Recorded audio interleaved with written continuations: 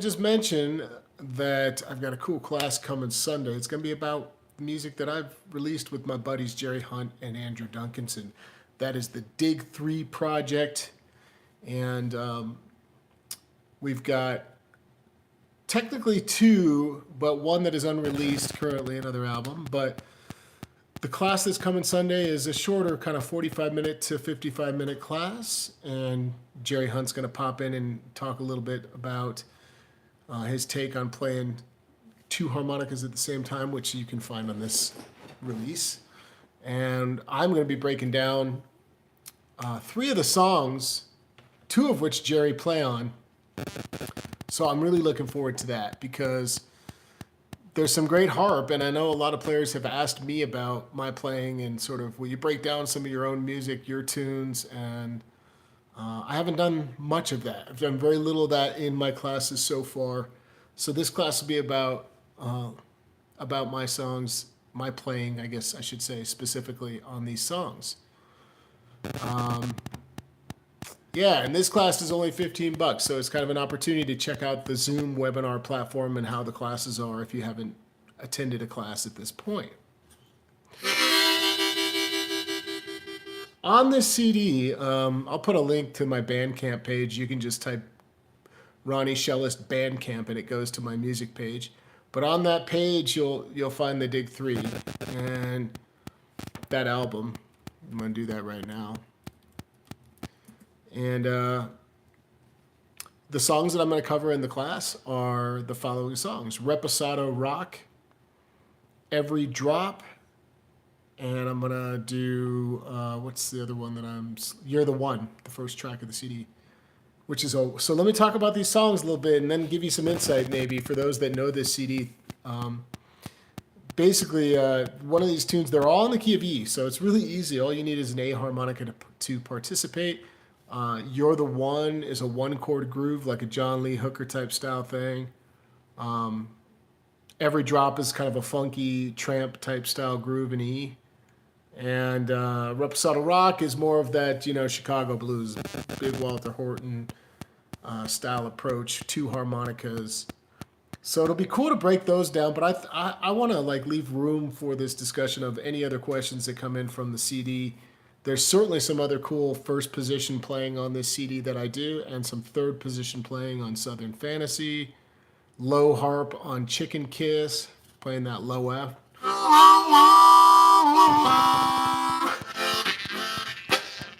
Kind of a country little feel groove on that one. So that's Sunday. I will record it, and I will include all the notes and tablature for the songs, the parts of the songs that we break down. And I wanted to mention that here on YouTube. I realize these are not my most popular videos to put up on YouTube. People don't always love the advertisement, but it really helps me let people know what's going on. Why, thank you, sir. Appreciate that comment. Thanks for tuning in today. Yeah.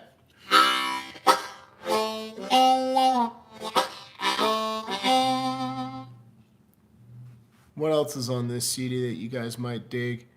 Oh, it's all cool. It's really low down blues. If you just go check it out. You can also download it from harmonica123.com. But basically, the tunes that I'll cover are going to just all be in the key of E. Very different tunes, though. So there's a lot of cool lines that I'm going to share with you. And having Jerry there at the first, 10 or 15 minutes is nice because Jerry's always got great insight as to how to work a song best. And in this case, when you have two harp players at the same time, it's not very common. But you might be in a scenario or a situation where you're at a jam or the guy wants you to play with him on stage. That happens more often than you might think. And that's kind of a good opportunity to figure out, how do I work best when there's two of us playing harmonica on stage besides just listening? Cool, Nick, right on. Besides just listening and sort of leaving some space, there's some cool strategy that you can engage in to actually balance each other out. So that's the deal. Oh, you know what I forgot to do on this dang thing? Oh, I got my cellular thing on. Let's turn that off and see what happens. Did anybody notice any static in the stream so far? Because if so, I'm going to delete the hell out of this and start over. I just turned off the cellular signal. It's not a good idea to leave that on when you live stream. Let me know in the comments if that is happening. There was some. I don't like that. Yeah, I might have to come back and do this all over again. I hope you'll consider watching this live stream again. Nothing terrible. Maybe I'll leave it and evaluate later. Whoa. So for this class, all you need is an A. I highly recommend owning a low F, though.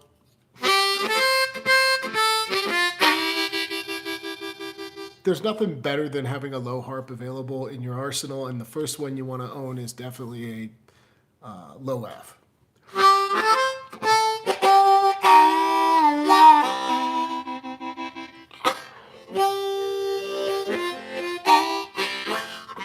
As I break down some of these tunes, getting ready for this class, which again is Sunday, it's a different time too. It's going to start early at 11:30 a.m. Eastern. So do the backwards math from there, or forwards math, depending on where you live.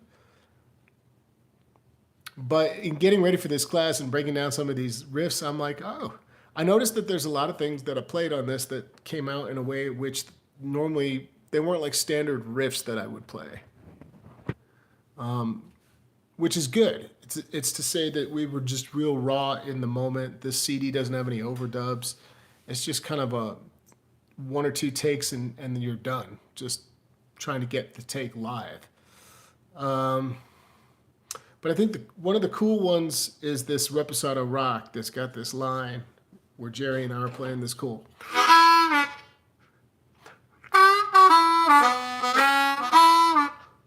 And then eventually I'm doubling up with that line in the middle register, but I need to play the overblow. So that's kind of a cool conversation about what it's like to have to slip that overblow. And if you're not used to playing overblows, and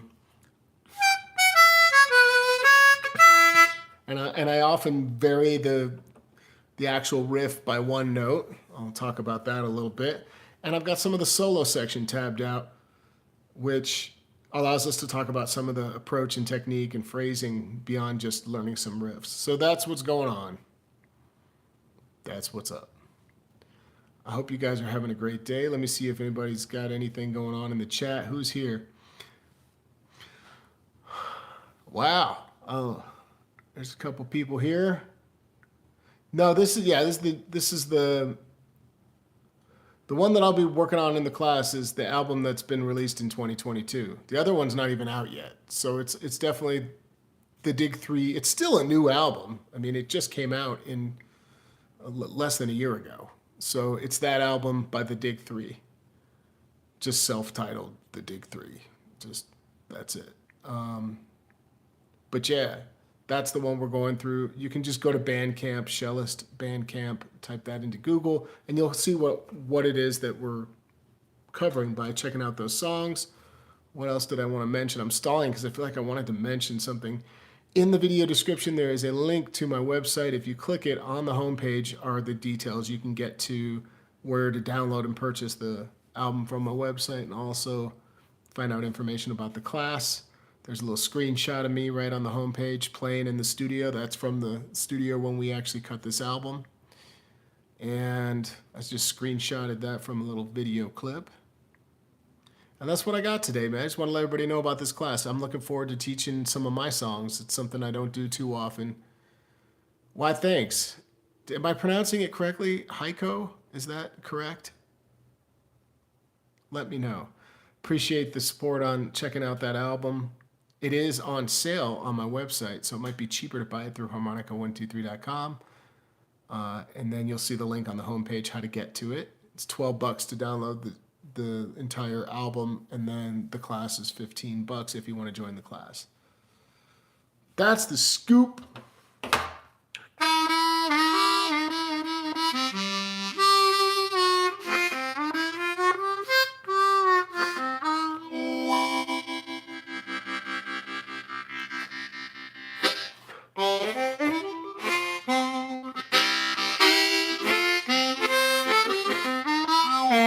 I'm playing a Thunderbird, by the way. I didn't mention that, but this is the Hohner Thunderbird. I typically play the Rockets for low tuning. I just like the way that they're sealed up and the way they sound, but don't get me wrong, this Thunderbird sounds killer. I'm working on my tongue block bending, for those wondering.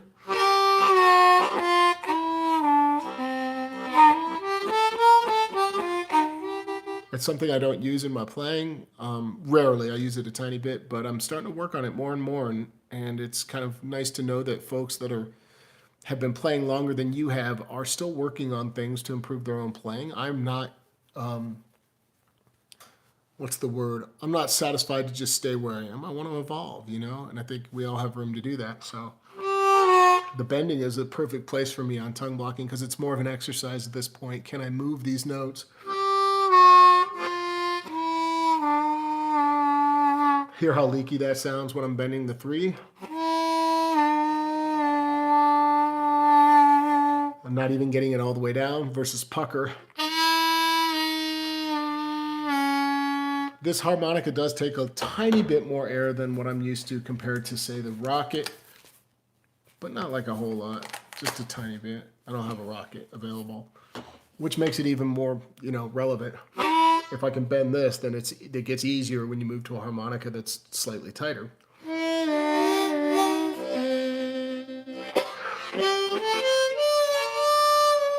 It's hard for me to bend the really low notes and the really high notes when I'm working on tongue block bending. Like often it's the 6th draw or the 1 draw or 2 draw full step that's escaping me. So if you're a tongue blocker working on tongue blocking your bends, the only tip I can give you is focus on your throat. Really try to open that up.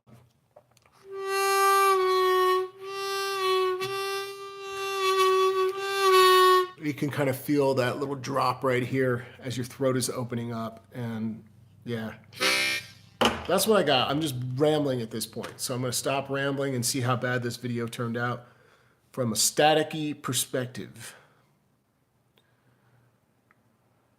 Yeah, I mean, a lot of people do start puckering and then they transfer to tongue blocking full-time, or at least incorporating more tongue blocking into their playing. For me, I was puckering everything, and then somewhere around the end of year 1 or around year 2, I was like, you know, I got to bring in this tongue blocking, but I wasn't trying to bring it in as a full-time switch to all tongue blocking.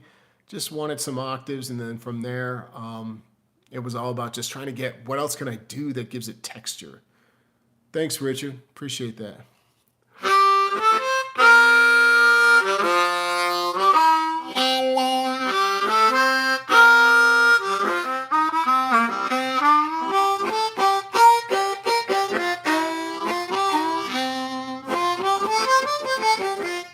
The biggest move from those who are starting with, like, I'll just mention this quick. The biggest move for me that was transformational in the tongue blocking world was discovering that after playing octaves and splits, that these slaps were right there for me to grab, and they created a bunch of that texture that I was craving in my own playing that I heard in other people's playing.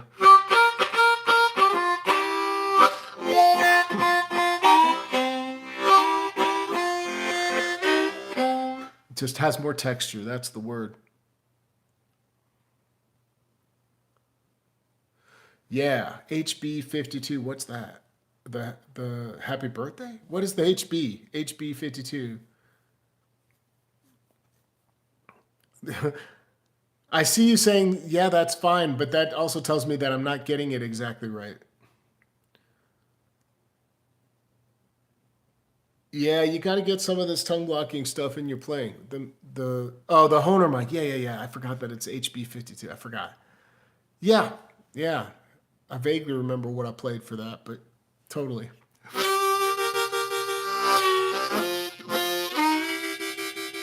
All I can say is start simple and get the technique down with 1 or 2 simple riffs that you can incorporate.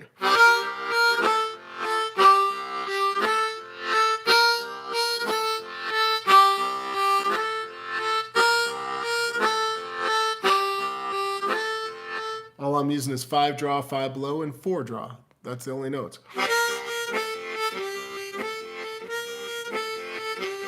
But playing with that that on and off with the tongue to get the texture in there.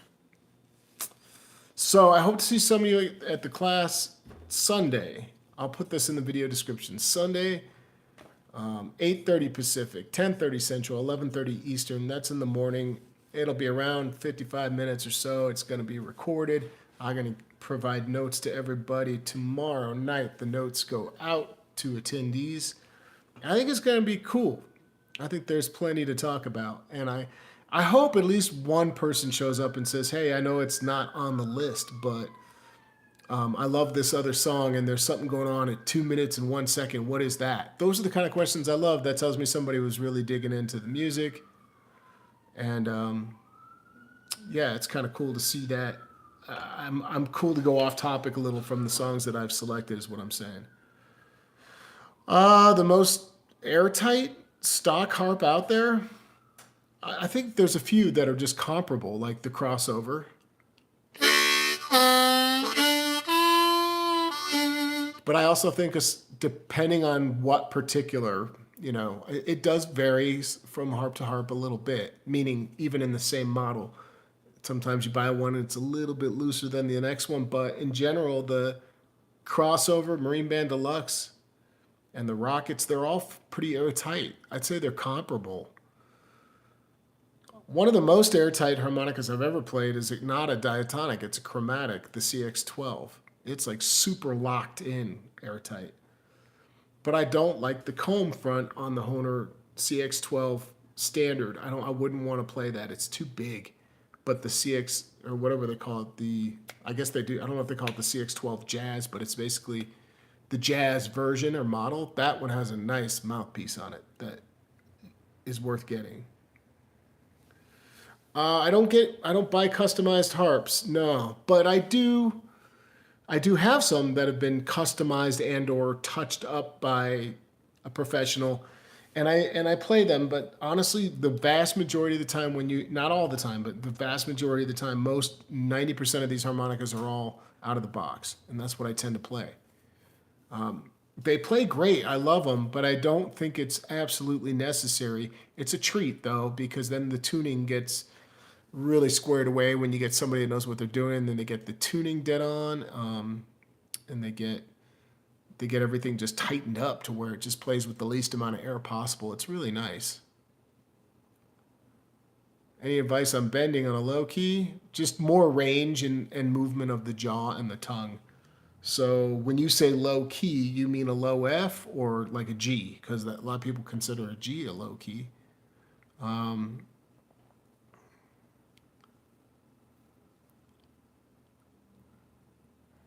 If you got airs coming in on the 2 and the 3, then just start with the harmonica you feel is set up the best and the easiest for you to bend, and work on sustaining the bends, and then slowly move to the more challenging keys and harmonicas. Even a leaky harmonica can be played. A low F, yeah, let's talk about it. So it's just an adjustment of your airflow and your tongue and jaw position. So the only tip I'm going to leave you with on bending a low tune harp like the low F, here's a low F. Take the 3-hole, since it's got all these bends, and notice the movement in the jaw.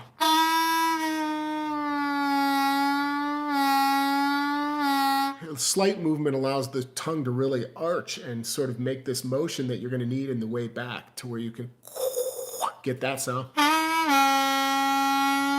That's the bottom bend versus the 2 draw. So if you're not unhinging the jaw, work with the jaw opening. By the time you get to 1, that's challenging, but you just have to really open up the jaw. That's my tip for today, y'all. Hope to see some of you over at on the Zoom webinar Sunday or in the morning. Make it a wonderful day, and try to come back with something to share with you that you can chew on and work on. And I'll see you soon. Adios. Oh, I was just about to end this and I see the question. What's the lowest harp you've ever played? I have played a low F as well. I have that, and I also have, I don't know what's lower than the low F. I guess they make low other keys, but that's probably the lowest I've ever played. Low F. All right. Oh, good. I'm glad that was helpful. Yeah, you really got to lock the tongue in up there and just mess around with it. Once I get beyond like a low C, I'm not really bending other than like a little bit on the 3 and 4, but I'm not really articulating melodic riffs with those bends. They're just more embellishments at that point. So, the Zen Trucker, that's a cool name, dude.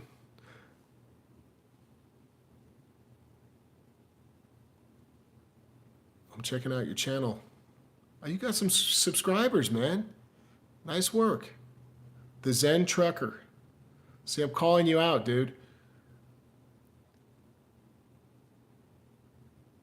All right. That's what I got, y'all.